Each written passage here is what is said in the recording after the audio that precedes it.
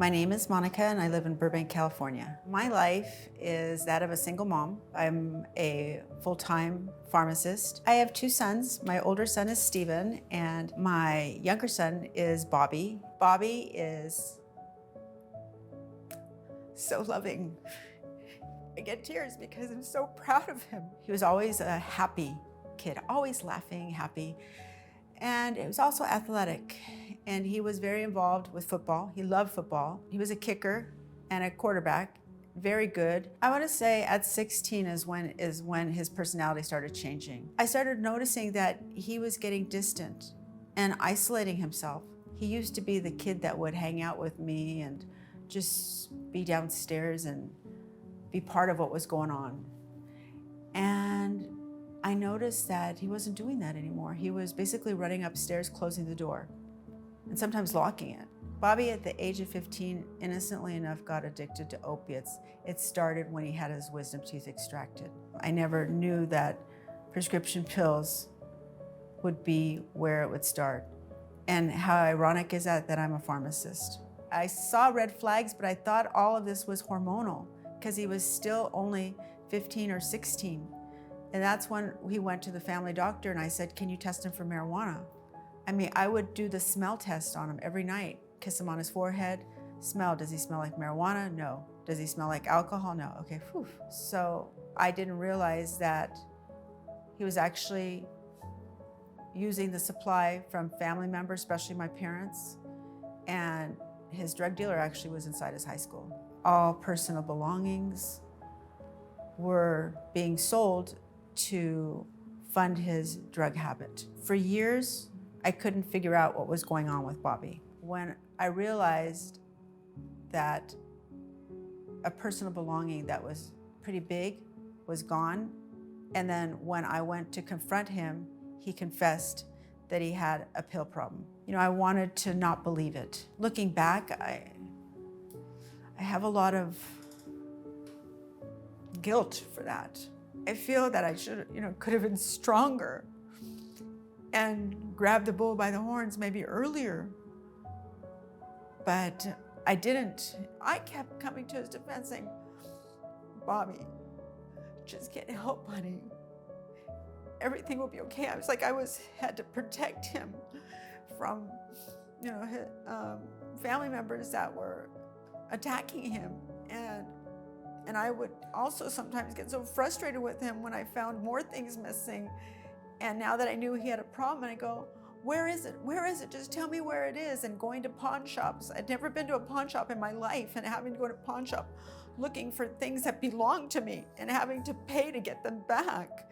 And I'm like, these belong to me. They go, well, the rules of the pawn shop. And I never knew all that.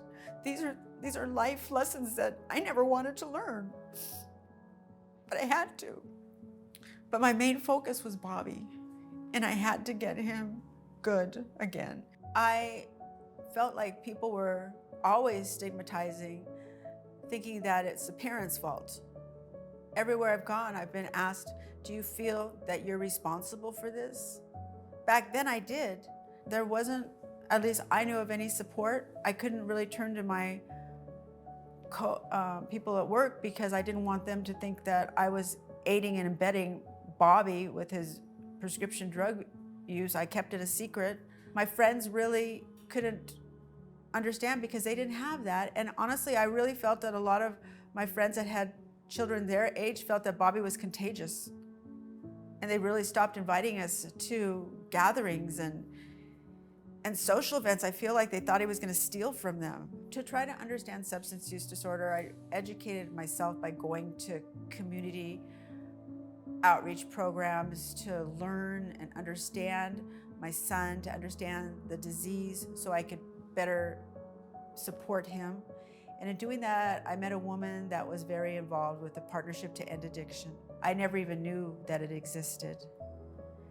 And I said I would definitely help because I wanted to help other families with the turmoil and chaos that I had experienced.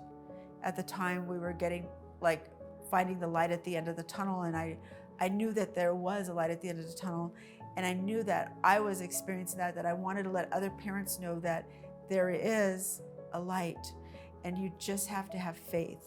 What I've learned from the Partnership to End Addiction is there's hope, there's support, there's somebody at the end of that telephone that will listen to you, that can identify with you, that can reassure you. I've learned that there's a group of people that really care, that I didn't know existed, and that I'm so happy to be a part of. Bobby, from the beginning, has been in over a dozen treatment centers, residential and outpatient. That's not including all the sober livings that he's been in, not including the 12-step programs, which means going to meetings that he's been a part of. Bobby has been hospitalized. Bobby has been on life support twice. Bobby has tried to take his life. Bobby has been arrested. Bobby is lucky to be here. So I started going to support groups, and I realized my approach was not working. And I realized that I couldn't shout it out of him. I learned from counselors that I needed to really listen to my son. Listening instead of talking. Letting him lead the way instead of always forcing a path on him. He had to be the one that decided when he was ready to get sober. It wasn't my decision.